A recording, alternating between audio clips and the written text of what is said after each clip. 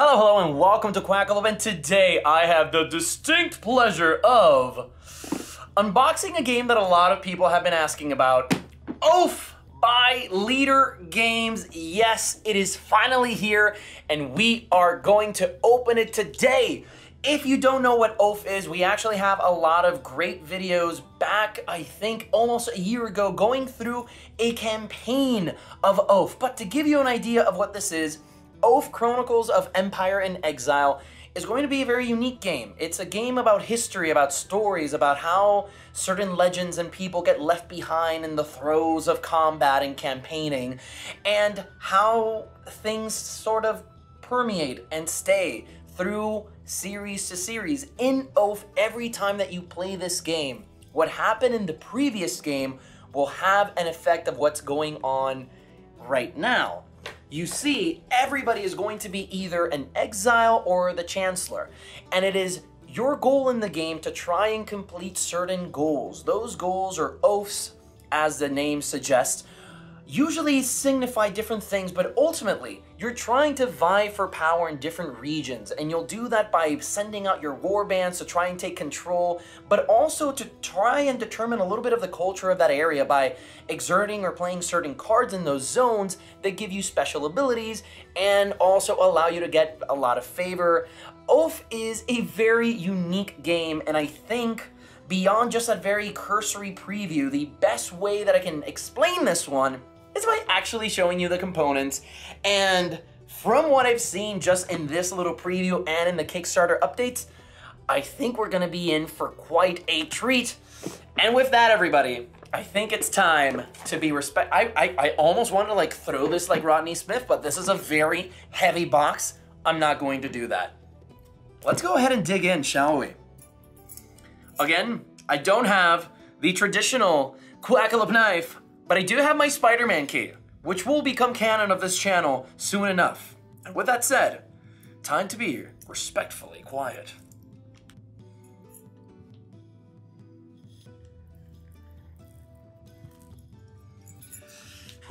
Okay, here we go. It begins. Woo, woo, okay.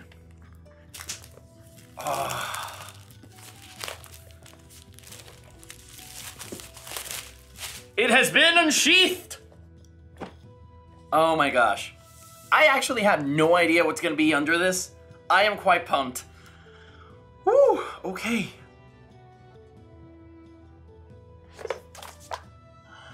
Okay, so since we last played this game, we played this in its prototype form. A lot has gone into it, including a lot of work on how to access or play the game for the very first time, and that is going to be through this Oath playbook. The really nice thing about this book is that it actually is engineered in a way that it gives different types of teachers different ways of teaching said game. So for example, I think it's probably in the first or two pages right here, learning Oath to teach later, or learning Oath to teach right now. And in addition to that, it also gives you prompts in the way that you learn games. So if you like learning in a gradual way with lots of examples, this is how you should teach. If you like learning from strict or literal rules, this is how you should teach. And if you like learning by doing, this is how you should teach. I thought it was a really nice addition and something that I definitely wasn't expecting in the final rule. Of course, Root, for example, has something very similar, but I think that the way that they're doing this is that they're just kind of customizing and being mindful of the different ways that people approach gaming and teaching, which is, again, very unique, just like the game. In addition to that, it also has a handy-dandy guide for all the components that we're going to see in this box. But speaking of components, there's a lot to check out here. So here we have a lot of Oath, which is going to be for more complex learning or to go into the minutia of all the games. We have a nice little summary sheet here, and also, yes, otherwise play unaligned. We also have the mind map or something of that nature, which I think is just a quick way of giving people a good idea of what to do. It's inside of the Learn to Play rulebook. I don't remember quite what it was, but ain't that a nice graphic? Okay, if you didn't know, I actually did not know this, Oath is going to be Solo Bowl. So Oath is usually going to be a 2 to 4 player game, but if you're playing with 2, you're going to want to include that Clockwork Prince, and if you're playing solo, of course you have to work with the Clockwork Prince. Not something I was expecting, pretty cool that it's in there. Then we're going to have some nice Oath card references. As you can imagine, with all the things that are going on in Oath, we're going to need clarifications as to all the iconography that is each one of the cards, so this is a very nice guide that we can split across the table so that everyone can get a nice view of that. And so here we begin. First, we have Punch Board. Okay, so this Punch Board is going to have a few different little things. First, we're going to have our favor tokens. These used to be incredibly different back in the day, but now we're just going to have Punch Board. Here we have, what were these? Let's see. I don't remember what these were for, but that's why we have our handy dandy playbook right here, and it'll show us what these are. I think those might be our secret tokens. Oh, okay, yes they are. So these are going to be our secret tokens. So favor and secrets are kind of like the major currency in this game. There's going to be different types of societies that already exist in the world of Oath, and the way that you get them to help you during your journey trying to change the country or transform civilization is by using favors that you've cashed in from the past, or maybe favors that you've done right now. But you're also going to have secrets of these societies that you can use as leverage that'll give you even stronger opportunities that you can later take into consideration. So both of these things are going to be passing hands constantly, and they are incredibly intrinsic to you successfully winning this game. Another thing that we're going to be seeing here is the Oath Keeper tiles. So remember when I said that every game of Oath is going to be influenced or have some type of information from your previous game? Well, this is one of the main ways that happens. Every time that a game ends, it's going to end by a specific oath or a vision of the future. For example, in Oath Keeper of Supremacy, this is a vision of ruling most of the world of Oath. And you'll do that by ruling the most sites. So in other words, if in the last game a person successfully completed this particular oath, in our next game, this is going to be the tile that you're going to use right here. And the idea is that whoever is able to complete these certain requirements, they're going to win this game. But that's not necessarily true, as we'll get into as we see our other tiles. Basically, other people can uncover different types of visions and change the winning condition for said game and for the next game as well. Really fascinating stuff. Hopefully it's not too heady that it doesn't make sense in our preview here. So I'm going to put that to the side. And here we have our Imperial Reliquary. I don't know if I'm pronouncing that correctly, but what this is, in the original game of Oath, I don't remember if the Chancellor actually had that much things that he could give to exiles, but basically, there's two major factions, as I explained. There's the Chancellor. Imagine that they're the king or the queen of this kingdom. And obviously, they need supporters. But, you know, getting supporters is not necessarily easy when you're already the governing faction of the land. So what do you do in order to convince people to help you in your particular pursuit? Well, that is going to come through the Imperial Reliquary. So whenever you are trying to get this support, you're trying to get other players to basically say goodbye, sort of, to winning the game on a normal basis and helping you win the game. And the way that you convince them or sweeten the deal a little bit is by giving them specific abilities or through this Imperial Reliquary, and they're just gonna have those actions or those benefits throughout the game. So we have brutal, decadent, careless, and greedy, and all of these are just going to be different ways of approaching the game and just giving you something else to do once you've converted from being an exile to what is called a citizen, someone that is trying to help the king win. However, you can totally betray the king, because of course, this is a game of conquest. You think there wasn't going to be backstabbing and betrayal? Yes, there is.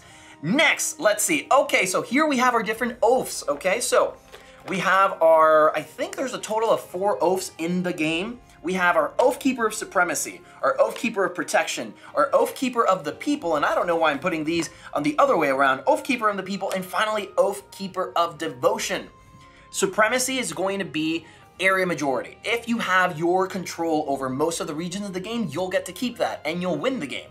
Oathkeeper Protection is holding relics. Relics are very powerful items that are within the game that help kind of transform the situations and give you very special abilities. With the Oathkeeper Protection, you just have to have the most of them and also control of the most banners, which are other elements that just give you different types of boons and flexibility as the game moves forward. And then we have Oathkeeper of the People, which is just having the most favor from the people. Remember those coins? Well, basically, you're going to want to hoard those if you want to be the Oathkeeper of the People. And then, finally, the Oathkeeper of Devotion, which is holding the darkest secret, and I believe that that is going to be this banner right here. So in other words, every game of Oath is going to deal with you controlling or having the most of something in particular. But doing that is really difficult because this is almost like a game of tug of war to a certain extent. So there's a lot of really interesting, again, I really recommend that if you haven't checked out Oath yet and this is the first time you've ever come across a system, check out those gameplays. The game has changed incredibly so from that point, but it still gives you a pretty good idea of how unique this particular title is. Then we have something I think, well, this is more of a physical representation of what we saw in the previous gameplays, the Oathkeeper tile. So the Oathkeeper tile is just kind of an indicator to everyone at the table that, hey, this person is currently successfully completing the oath that is established for this particular game. You're gonna wanna maybe take them out a peg before they're able to actually succeed at their oath. But being an Oathkeeper isn't necessarily super easy. If the Oathkeeper is the Chancellor, they just have to keep this until almost the last the last 4 stages of the game. Basically, if the Chancellor is going to be the Oathkeeper, they're going to roll a dice and determine when the game ends, but if the Chancellor, the King, the Faction, the Queen, has control of the Oathkeeper, they win the game. However, if one of the Exiles, the other players that have not decided to participate with the Chancellor, have the Oath, on their next turn, they're actually going to transform this into the Usurper. In other words, they're going against the decree of the King, the Faction, the Queen, and they want to now establish their own house as the governing force in this land. They have to do their very best to keep their Usurper status until the beginning of their next turn. If they're able to do that in any phase of the game, they'll win. Okay, so again, it's almost like a tug of war, and it's very tense and interesting as it goes along. Now, here's a little interesting thing that they have added. These are going to be our archive tiles. So these are used to kind of keep everything organized as you start putting it into the box, okay? Here we're going to have our faction tokens, which are just going to be denoters of how every one of these factions is faring. And above here, some clockwork markers. Basically, it's going to be for solo play specifically. Going to put that to the side. So these are going to be really nice. They showcase each one of the different factions in the world of Oath. We have the Herf, the Beast, the Order, the Nomad people, the Arcane, and finally the Discord. Okay, and in addition to that, we're also going to have dividers for the world deck and the disposed cards. Basically, one of the most interesting concepts around Oath is that the cards, because this is going to be a game that uses a lot of cards that are introduced into every play of Oath, are going to be determined based on who of these multiple factions was in favor and also who won the last game. Basically, that player is going to be able to kind of influence the deck and change how it's composed from game to game. And that's why it's very important to have everything organized as best as possible so that you can find those cards very quickly. And now we get to, I'm gonna put this right over here. Now we're gonna get to the player boards. So, player boards have gone through a major transformation from last time. We're gonna have, so here we have the Clockwork Prince, and on the other side, we're gonna have the main player side of the Chancellor. And I believe that every board, every board is now 2-sided, okay? I don't know if these 2 sides necessarily have, oh, okay. So every side of the board is going to represent either the individual status of that player, so the Exile board, or the Citizen side of the board where you are trying to help the governing faction, aka the Chancellor. So you'll always be flipping this depending on what status you're currently in. And we're just gonna have different types of exiles here, all with really beautiful artwork. If you don't know who Kyle Farron is, that is the artist of this game and also the artist of, I believe, Root, He is absolutely amazing. I definitely recommend checking that artwork out, and hopefully we can go through some of these cards so you can have a much better feeling of how talented this individual is. But look at this. This is just fantastic. In each one of these player boards, you're going to have different areas that you're going to want to take a look at. First of all, obviously, it's going to explain to you if you're either an exile or a citizen. Pretty basic, but it also has a handy-dandy player aid already embedded into your game state. So here it's showing you each one of the different actions. It's also showing you kind of like the phases of the game. Every phase is going to consist of a wake, an act, and finally a rest phase. But basically, the act is going to be where the main meat of this game exists, where you're going to be able to do all bunch of actions. Each of these actions basically entailing trying to get cards, getting favors, or kind of mustering your troops to expand and build up your warband, which we're going to see very soon. You can kind of see a little preview of that right here in the corner. So I'm gonna put these player boards to the side. Whew, okay. So far, the production of this is pretty fantastic. It looks absolutely beautiful, and oof. We're gonna unveil this puppy very soon, but basically we have a neoprene mat right there inside of the box, and it looks absolutely beautiful. The color coding on that is already giving me, I love it. Okay, so let's keep going. Next, okay, so a lot of baggies. Always love that they include baggies in the game.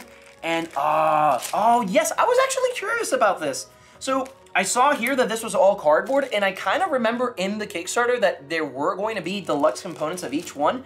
Apparently, they've given you options. Here are the fancy bits for both the secrets and the favor tokens. Let's go ahead and open these up because these feel nice and chunky. Oh my god, look at the little chicken! The little chicken is singing! It's so pretty! Oh, I love this. Yeah, so the detailing in this is fantastic. The engraving is absolutely beautiful. I love these tokens. Yeah, and we have a lot here. I actually think we have more than the actual cardboard bits. Look at that. Oh, that's so nice. Check that cling. Cling, cling, cling. I love it. Okay, so here, these are gonna be our favorite coins. So I'm just gonna throw these out over here and just make a nice little display for the top of the camera there, yes.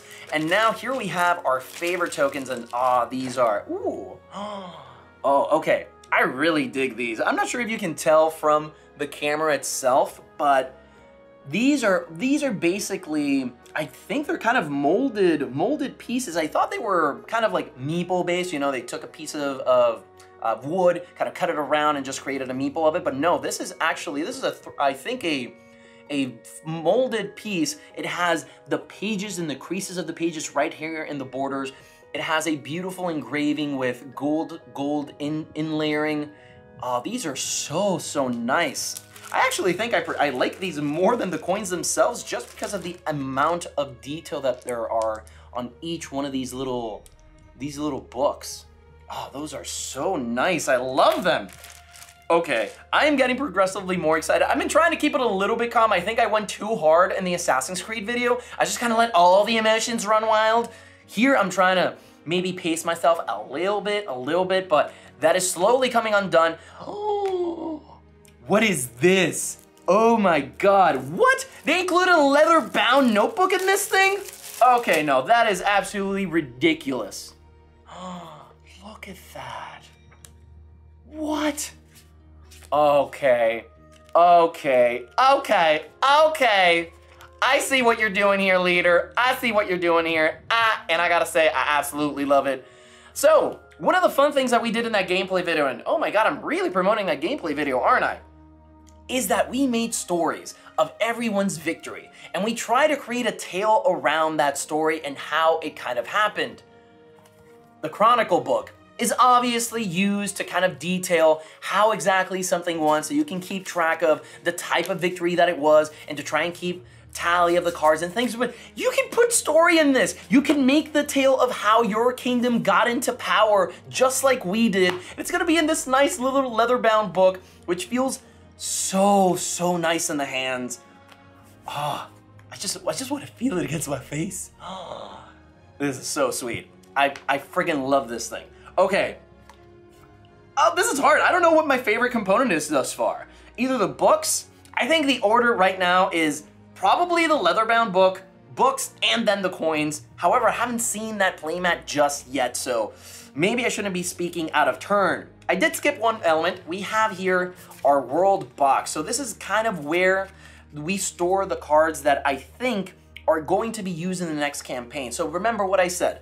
Every time that a game of Oath ends, the amount of cards that you're going to be including into the deck start changing depending on your choices and the types of factions that are in power. So those cards are already kind of sorted and prepared for your next game before it even starts, sort of. And you can keep tally, or you can keep them organized using the world box over here, okay? So that is what this component is going to be for. Now, let's keep digging in. Ooh, okay. Ah, nice. So here we have a nice little insert that we're gonna be able to use for, I believe, our cards. Let's see if these fit. I'm pretty sure these are gonna be for our cards.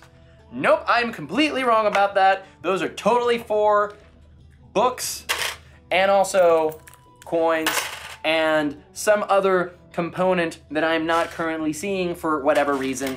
But yes, this is totally a component based. Oh, for dice probably. Okay, so I'm gonna put these to the side. Really nice that they include these. I always think that they just expedite the game much better whenever we do have elements like that. So, which should we go first? Should we go for minis? Should we start looking at cards? Should we start looking at the sites? Or maybe some dice? There's so many little goodies in here. Okay, so I'm gonna start moving everything off because I think we're at the point where we can kind of start setting up or just laying everything on the table so you can actually get a good sense of what is going on. Okay, so here we have some card packs. So yes, that is what I'm gonna do. I'm gonna move everything. Here we've seen everything there is into the box. Let me see if there's something secret in the insert. Okay, I'm gonna let you find that out. No, I'm joking. There's nothing underneath the insert, but there could have been. There could have been something underneath the insert. Okay. Ah, so many things. So let's move it all to the side. I think it's time that we see this beautiful playmat, and then we will start laying on the cards on top of that. So, sorry for the tearing of paper here. Yep. Ooh, I don't even know if this is gonna fit in the top cam. Oh my God, look at that saturated color scheme. It's so pretty. Oh no, this is gorgeous. Let me flip this around real quick. Oh no, this is so nice.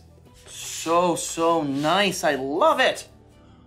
Oh my God, look at that. Yep, I think it does fit in the top cam. Yep, there we go.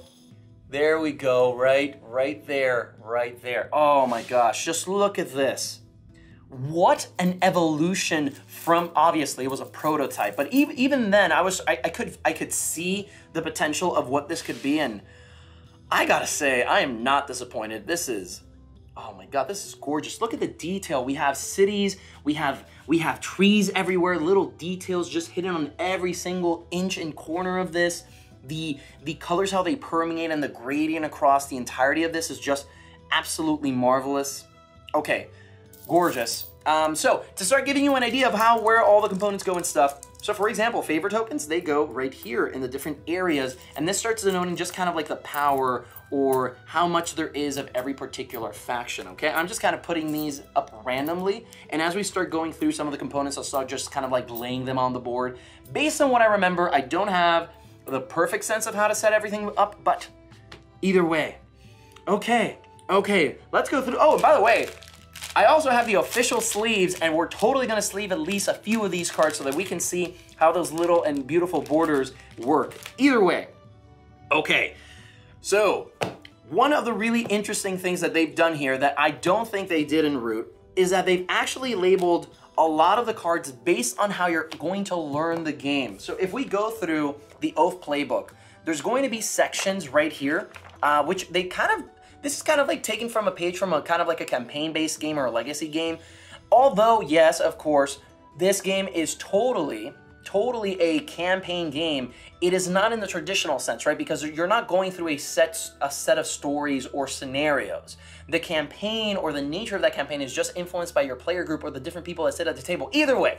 So the rulebook itself starts telling you when to exactly open different packets of those cards so that you know how you're opening everything up, and the game can slowly introduce you to each one of those concepts. So that's why you have like packet A, packet B, and I believe there's a packet packet C right here, okay? So see, flip over this card, and well, we'll flip over that card, and that card is going to give us specifically how we're going to break everything out. Because I kind of want to play this, I might just like very carefully organize everything because I don't want to lose track of how I'm supposed to go through the playbook itself. But we can definitely open this pack. So, as I said, each one of these favors correspond to different people that live in the world of Oath.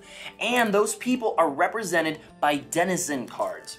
Those Denizen Cards are going to just vary in almost every single way of what you're going to be able to do. They're going to give you things just as unique player powers. They're going to be able to give you more warbands depending on what the status or how you're using those cards are. And they're also going to give you new actions that you're going to be able to activate during your turn, or even minor actions, which are kind of like free actions that you do. But anyways, I'm just going to start laying out some of these cards here.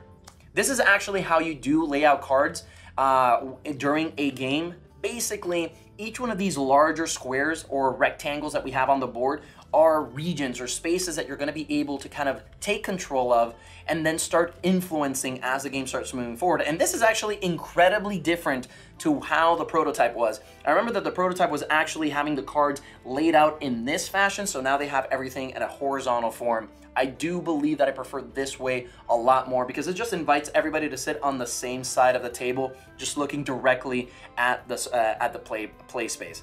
Pretty great.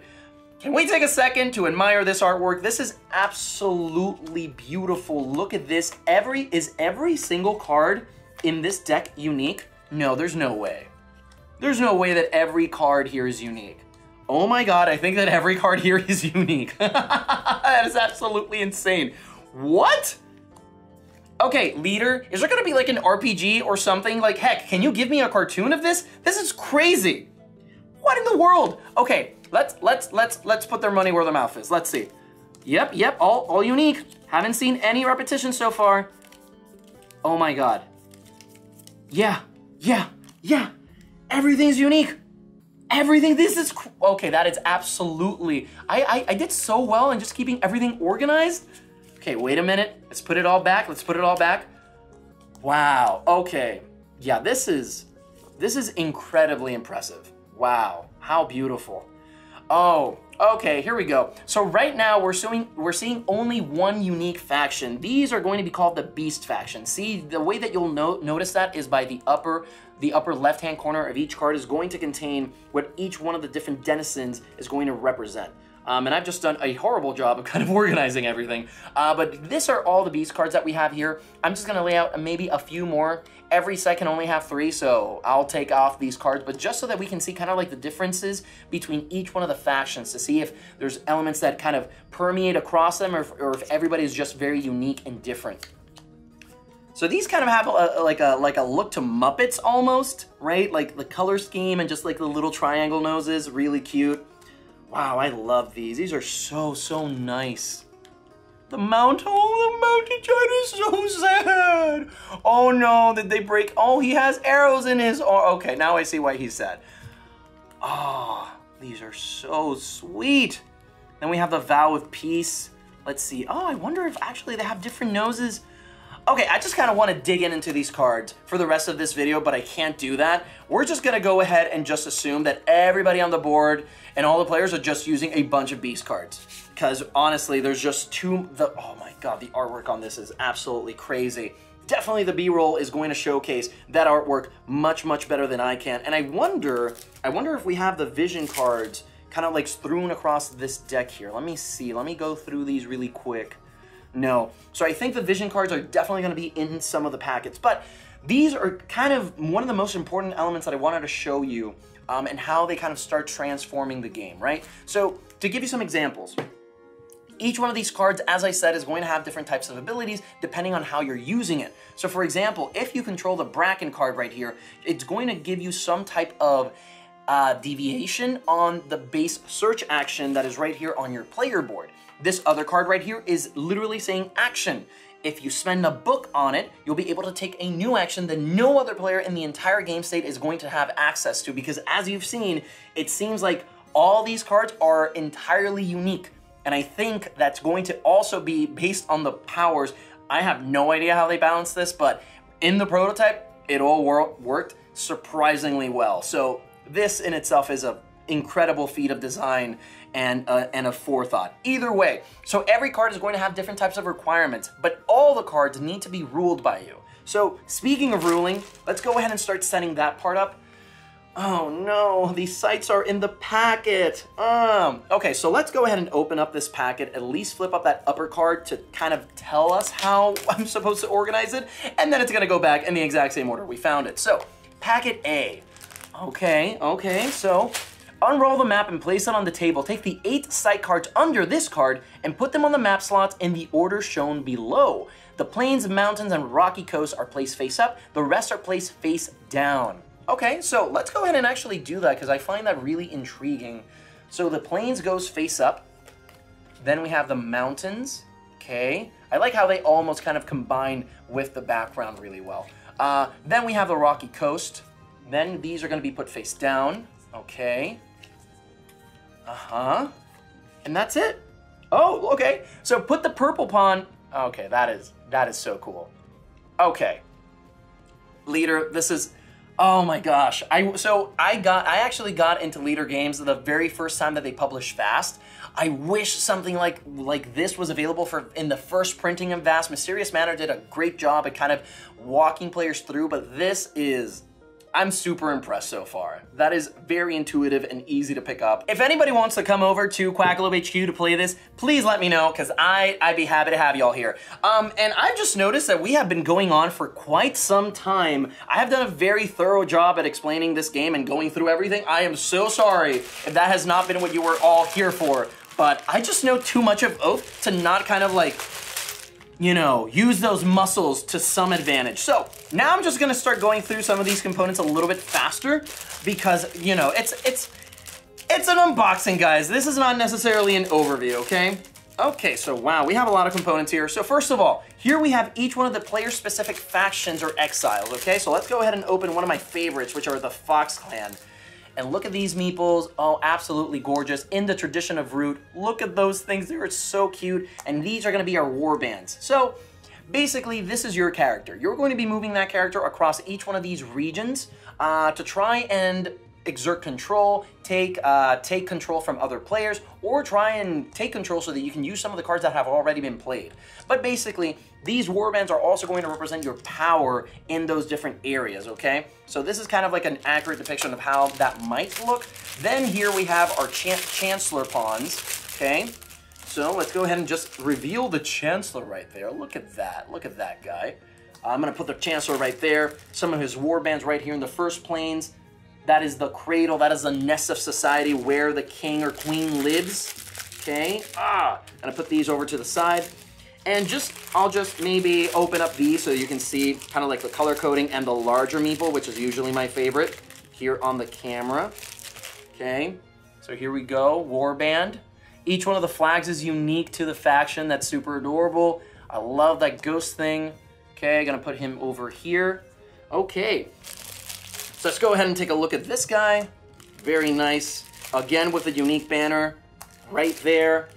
Okay, here we're gonna have, right here, right there. Excellent. And finally, we're gonna have our white faction right over here. I really dig the minimalist aesthetic that each one of these have. It's so sweet. It's super unique as well. You know, you can tell a lot of what's going on just from the comparison of the player boards and those characters. It gives them a really nice flair compared to other games that use meeples like this. It just feels completely their own, right? Sets apart very well. Okay, so I'm gonna move all these meeples to the side, get these players out of here. Maybe let's go ahead and maybe insert one more player so we have a full 4-player game. Here we're gonna have our general markers. These markers are obviously going to be used to denote different types of elements within the game. I believe that this is going to be our game tracker, so this is just going to keep track of each one of the rounds, I think.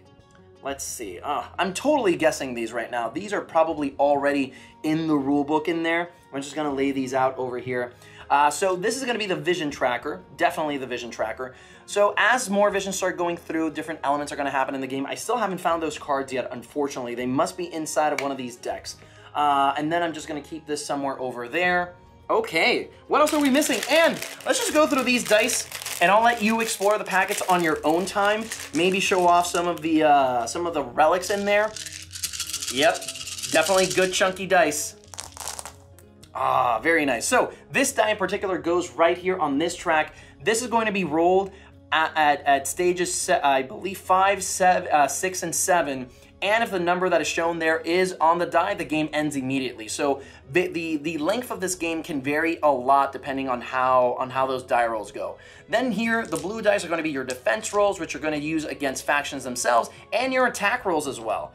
Oh, okay, and I, again, love the engraving on these. They look absolutely gorgeous. Right there, look at that. Let's see how they roll. Roll test. Okay, those are great rolling dice. I defended against absolutely everything that anybody threw against me.